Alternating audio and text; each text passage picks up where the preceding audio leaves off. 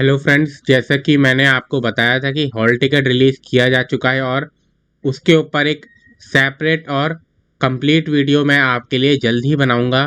तो वीडियो की अब सीधा शुरुआत करते हैं। सबसे पहले तो आपको इग्नू की वेबसाइट पर जाना है।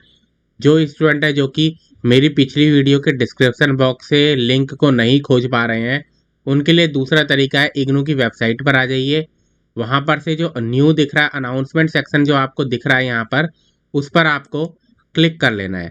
जैसे ही आप अनाउंसमेंट सेक्शन पर क्लिक करेंगे, अगर आप पॉइंट नंबर 1 पढ़ें तो वो है hall ticket admit card for the December 2024 term end examination. Click कर दीजिए उस पर और आपको यहाँ पर जो रेड से नज़र आ रहा है और डाउनलोड हॉल टिकट, उस पर आप क्लिक कर दीजिए। जैसे ही इस पर आप क्लिक करेंगे, आपको यहाँ पर मिल गया हॉल टिकट। यही है हॉल टिकट का लिंक। इस पर आपको अपना इनरोलमेंट नंबर डालना है और अपना प्रोग्राम को सिलेक्ट करना है, जो भी आपका प्रोग्राम है सबमिट कर देना है और आपका जो हॉल टिकट है वो खुल जाएगा। यहाँ पर एक डिक्लेरेशन आएगी, उससे पहले आपके हॉल टिकट के खुलने से पहले उस पर आपको सबमिट कर देना है क्लिक करके, और आपका जो हॉल टिकट है वो आपको नज़र आने लगेगा। उसके बाद हॉल टिकट में क्या क्या डिटेल्स हैं उनके बारे में बात करते हैं। तो जैसे ही आप क्लिक करेंगे तो आपको सबसे पहले आपका हॉल टिकट में इस तरीके से चीज़ें नज़र आएंगी, जिसमें दिसंबर 2024 टर्म एंड एग्जामिनेशन के बारे में जानकारी होगी। यहाँ पर आपकी फ़ोटो होगी। अच्छा, जिनकी फ़ोटो नहीं है यहाँ पर, उनको चिंता करने की ज़रूरत नहीं है, वो खुद अपनी यहाँ पर फ़ोटो लगा सकते हैं। उसके बाद आपके यहाँ पर क्यूआर कोड भी आपको यहाँ पर नज़र आएगा।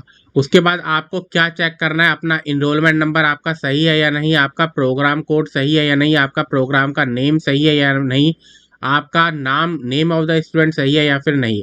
उसके बाद आपके लिए एग्ज़ाम सेंटर कोड की जानकारी आपको हॉल टिकट में मिलती है और एग्ज़ाम सेंटर का जो एड्रेस होता है उसकी जानकारी भी आपको आपके हॉल टिकट में मिल जाती है। उसके बाद पेन एंड पेपर टेस्ट होने वाला है आपका, यानी कि आपको एग्ज़ाम सेंटर पे जाना है, आपको वहाँ पर आंसर शीट मिलेगी जिसमें आपको अपने जो आंसर्स हैं उनको लिखना है। उसके बाद एग्ज़ाम्स का पूरा शेड्यूल आपको नज़र आ जाएगा, जो कि आपके सामने ये रहा। मॉर्निंग शिफ्ट और आफ्टरनून शिफ्ट। ये आफ्टरनून शिफ्ट जो होती है 2 बजे से लेकर 5 बजे तक होती है और मॉर्निंग शिफ्ट 10 बजे से लेकर 1 बजे तक होती है। लेकिन टाइमिंग जो होती है वो आपकी चेंज हो सकती है। कुछ क्वेश्चन पेपर 2 घंटे के होते हैं, कुछ क्वेश्चन पेपर आधे का 1.5 घंटे के होते हैं और कुछ क्वेश्चन पेपर आपके 3 घंटे के भी हो सकते हैं। उसके बाद इंपॉर्टेंट नोट बताया गया है, reschedule cancel the examination paper at any time in all examination centre across the country और इन एनी पार्टिकुलर एग्जामिनेशन। यानी कि आपका जो है एग्ज़ाम है, यूनिवर्सिटी के पास राइट है, उनके पास अधिकार है कि अगर ऐसा कोई परिस्थिति होती है तो वो राज्य में या फिर किसी एग्जामिनेशन सेंटर में एग्ज़ाम को रीशेड्यूल या फिर कैंसिल कर सकता है।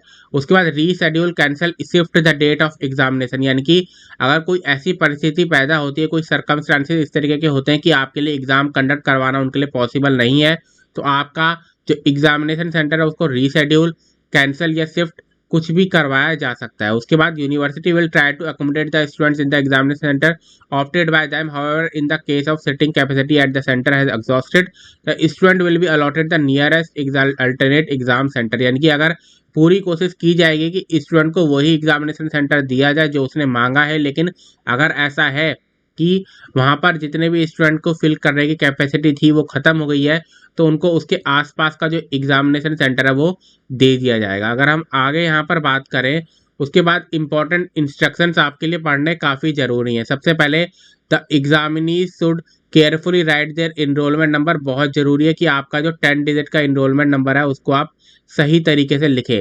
इन केस ऑफ एम्बिगियस, डिसेप्टिव और incorrect enrolment number being entered, the result will not be declared. काफ़ी इंपॉर्टेंट चीज़ बता रखी है कि अगर आपने अपना इनरोलमेंट नंबर सही तरीके से नहीं लिखा तो आपका जो रिजल्ट है उसको डिक्लेयर नहीं किया जाएगा। Don't add zero before the enrolment number. ये गलती काफ़ी सारे स्टूडेंट करते हैं। मान लीजिए यहाँ पर आपके 10 बॉक्स दे रखे हैं, ठीक। अब इन आपकी आंसर शीट में 10 बॉक्स यहाँ पर से इस तरीके से दे रखे हैं। वैसे बिल्कुल लाइन में दिए जाते हैं, लेकिन यहाँ पर जगह कम होने की वजह से मैं यहाँ पर इस तरीके से लिख रहा हूँ, ठीक। अब क्या है कि जिनका 2020 के बाद से 2020 से अगर उनका आपका एडमिशन हुआ है तो आपका 10 डिजिट का इनरोलमेंट नंबर होगा। आपके लिए कोई दिक्कत वाली बात नहीं है, क्योंकि 10 के 10 डिजिट यहाँ पर फिल हो जाएंगे। लेकिन जिनका 9 डिजिट का इनरोलमेंट नंबर है, जिनका 2019 में या 2018 में एडमिशन अगर किसी ने लिया है, तो उसका 9 डिजिट का इनरोलमेंट नंबर होगा।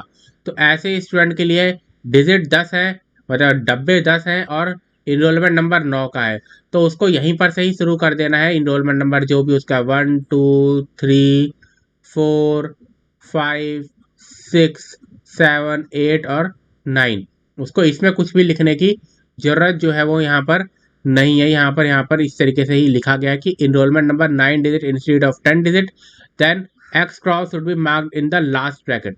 लास्ट ब्रैकेट जो बच जाएगा उस पर आपको ऐसे करके क्रॉस कर देना है। ठीक है, आपको ऐसा नहीं करना कि आप यहाँ पर से नंबर सेकंड ब्रैकेट से अपना इनरोलमेंट नंबर शुरू करें ताकि वो लास्ट तक फिल हो जाए, ऐसा नहीं करना है। पहले ब्रैकेट से आप लिखते जाइए, लास्ट ब्रैकेट जो बच जाएगा उसको क्रॉस कर देना अगर आपका खाली बच जाता है। ठीक, आगे जानकारी दे रखी है, please note that no supplementary answer sheet will be provided.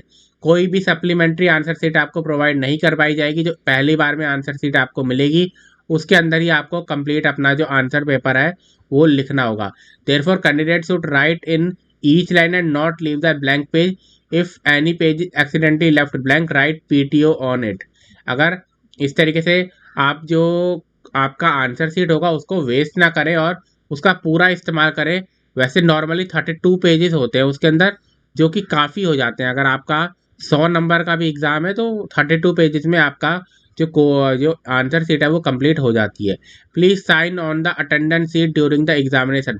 आपकी जो अटेंडेंस सीट आपको मिलेगी उसमें साइन जरूर करना। अगर आपने वहां पर साइन नहीं किए तो आपको अब्सेंट की तरह ट्रीट किया जाता है। उसके बाद candidates are allowed to appear in the examination only in the courses mentioned in the hall ticket, यानी कि हॉल टिकट में जितने सब्जेक्ट आपके लिखे हुए हैं सिर्फ उन्हीं सब्जेक्ट्स के लिए और उन्हीं दिन आपको एग्जाम सेंटर के अंदर एंट्री दी जाएगी।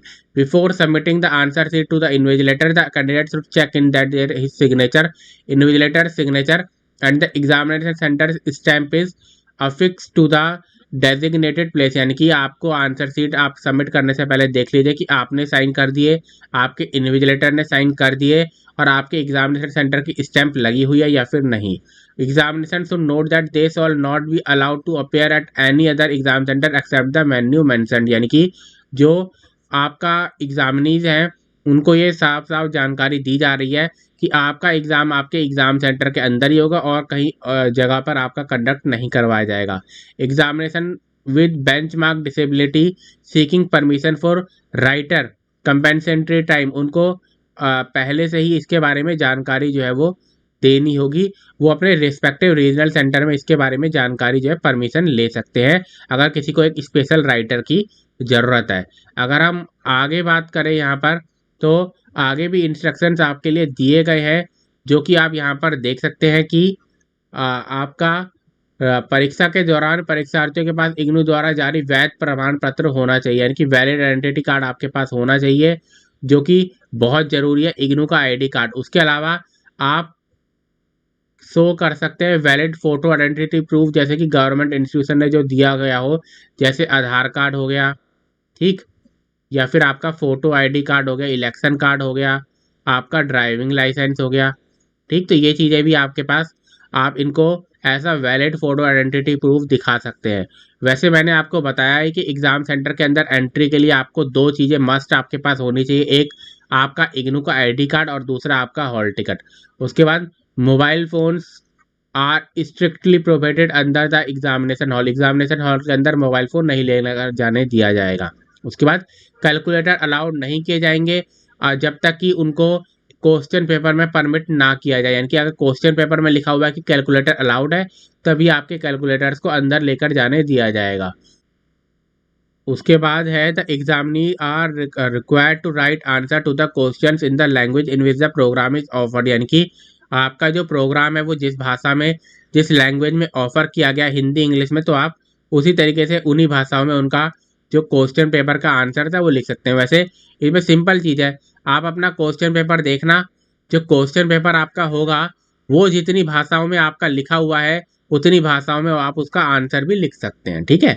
उसके बाद answers return in any other regional language in which the programme is not offered will not be evaluated, यानी कि किसी क्षेत्रीय भाषा में अगर आप उसका आंसर को लिखते हैं तो उसको एक्सेप्ट नहीं किया जाएगा जब तक कि क्वेश्चन पेपर में भी वो भाषा अवेलेबल नहीं है।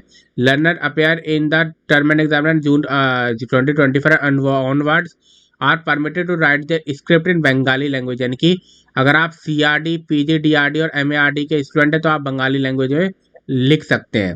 उसके बाद कुछ क्वेश्चन पेपर जो बताए गए जो कि MCQ बेस्ड होने वाले हैं और उनपे OMR सीट मिलने वाली है, उनके नाम यहाँ पर आपको दिए गए हैं जो कि आप यहाँ पर देख सकते हैं। अगर हम आगे बात करें तो उसके बाद फिर बताया गया था request for change in date and session of the examination will not be entertain, यानी कि आपका जो एग्जाम और डेट चेंज करने की जो कोई भी रिक्वेस्ट है उसको एंटरटेन नहीं किया जाएगा। Student registered for appearing in practical lab courses and other than the BLI programme advise to contact their regional centre for value and schedule of exam, यानी कि अगर आपने अपना जो हॉल टिकट है आपका उसमें आपके प्रैक्टिकल्स और लेबोरेटरी कोर्सेज के बारे में भी जानकारी दी गई है, उनके बाद उनका भी शेड्यूल दिया गया है, तो आप देखेंगे वहाँ पर उनका डेट वगैरह नहीं दिया गया होगा, तो उसमें कोई गलती नहीं है, इग्नू की तरफ से कोई गलती नहीं की गई है। असल में होगा क्या कि आपके जो प्रैक्टिकल्स है, अगर आप BLIS का प्रोग्राम के प्रैक्टिकल आपके नहीं है, किसी और सब्जेक्ट के जैसे BSc वगैरह के या MCA BCA के प्रैक्टिकल्स अगर आपके हैं, लेबोरेटरी अगर आपकी है, तो आपको क्या करना है, आपका रीजनल सेंटर आपको उनका शेड्यूल बताएगा। ठीक, इस हॉल टिकट को संभाल कर रखना आप, क्योंकि जब आप अपना प्रैक्टिकल्स वगैरह देंगे तो उस समय ये काफ़ी काम आएगा कि आपके हॉल टिकट में लिखा हुआ होना चाहिए कि मैंने इस प्रैक्टिकल्स के जो फीस है उनको भी सबमिट किया है। उसके बाद entry into the examination hall shawl be closed after 15 minutes of the distribution of the question paper. However, the center superintendent may condone the delay up to 30 minutes on account of bona fide reason, यानी कि 15 minute आपका जो question paper बढ़ता है उसके 15 minute के अंदर तक आप अलाउ है अंदर आने के लिए, वरना उसके बाद नहीं किया जाएगा। कुछ विशेष कारणों से 30 मिनट तक इसको एक्सटेंड किया जा सकता है। उसका no student will be allowed to leave the examination hall और take away the question paper before the expiring of 1 hour, यानी कि 1 घंटे के बाद ही आपको अलाउड है कि आप अपना को जो एग्जामिनेशन हॉल है उसको लीव कर सकते हैं, चाहे आपने पहले 10 मिनट के अंदर ही अपना क्वेश्चन पेपर पूरा कर लिया हो। तो आगे है हॉल टिकट वैलिड है अगर आपकी प्रोग्राम की वैलिडिटी जो है वो कंप्लीट नहीं हुई है, आपका कोर्स जो है आपका रजिस्टर्ड है, आपने उन सब्जेक्ट के लिए रजिस्टर किया जा चुका है, आपने मिनिमम ड्यूरेशन कंप्लीट कर दिया है, आप किसी एग्जेप्शन स्कीम के हिस्सा नहीं है, तो ये जानकारी दे रखी है। No examinee allowed to take away the answer sheet out of examination centre, आप किसी भी कारण से अपना एग्जाम सेंटर के बाद अपनी आंसर सीट को नहीं दे सकते, नहीं लेकर जा सकते। Impersonation will be reported to the police, अगर आपके बदले कोई एग्जामिनेशन देने के लिए जाएगा तो उसको उसका पेपर तो कैंसिल हो गई, उसको पुलिस में हैंड ओवर कर दिया जाएगा। Student are advise to preserve a copy of their hall ticket admit card in good condition for future reference, जो कि मैंने अभी आपको शुरुआत में ही बताया कि आपको ये हॉल टिकट जो है संभाल कर रखना है, बहुत काम आने वाला है ये, जब तक कि आपके प्रैक्टिकल्स ख़त्म नहीं हो जाते, आपने प्रैक्टिकल जब तक कंप्लीट नहीं कर दिए तब तक ये हॉल टिकट आपको संभाल कर रखना है। उसके बाद assignment project practical marks of December 2024 termination will be uploaded, यानी कि ये जो आपके असाइनमेंट के मार्क्स, प्रोजेक्ट प्रैक्टिकल के मार्क्स है दिसंबर 2024 के एग्ज़ाम के, वो भी आपके दिसंबर 2024 के रिजल्ट के साथ ग्रेड कार्ड में नज़र आपको आएंगे। Student appearing for the term end examination for the courses MSL 007013 solve bring their on standard bilingual dictionary, यानी कि ये जो कोर्सेज के स्टूडेंट है वो बायलिंगुअल डिक्शनरी लेकर आएंगे। उसके बाद the student of first and second year examination of the MA Jyotish programme are required to see the panchang and calculator is also relevant, hence they are allowed to bring panchang and calculator in any examination from MJY1 to MJY08, यानी कि MA ज्योतिष के जो student है उनको पंचांग और calculator ले जाने की जो छूट है वो दी गई है। तो ये आपका हॉल टिकट है, इसमें सारे इंस्ट्रक्शंस आपको दिए गए हैं, आप अपना हॉल टिकट को डाउनलोड कर लीजिए और देख लीजिए कि आपका एग्जामिनेशन सेंटर कहाँ है, कैसा है। जैसा कि मैंने बताया काफ़ी सारे स्टूडेंट है वो लगातार कमेंट जरूर करेंगे इसके बारे में कि उनकी फ़ोटो यहाँ पर नहीं लगी हुई है, तो फ़ोटो नहीं लगी हुई है तो कोई बात नहीं, आप खुद अपनी फ़ोटो यहाँ पर लगा लीजिए, उससे कोई अंतर नहीं पड़ेगा। आपके पास बस इग्नू का आइडेंटिटी कार्ड होना चाहिए जब आप अपने एग्जामिनेशन हॉल के अंदर एंट्री करेंगे। तो आज की वीडियो में इतना ही। वीडियो आपको पसंद है तो वीडियो को लाइक ज़रूर कीजिए, ज़्यादा से ज़्यादा शेयर ज़रूर कीजिए।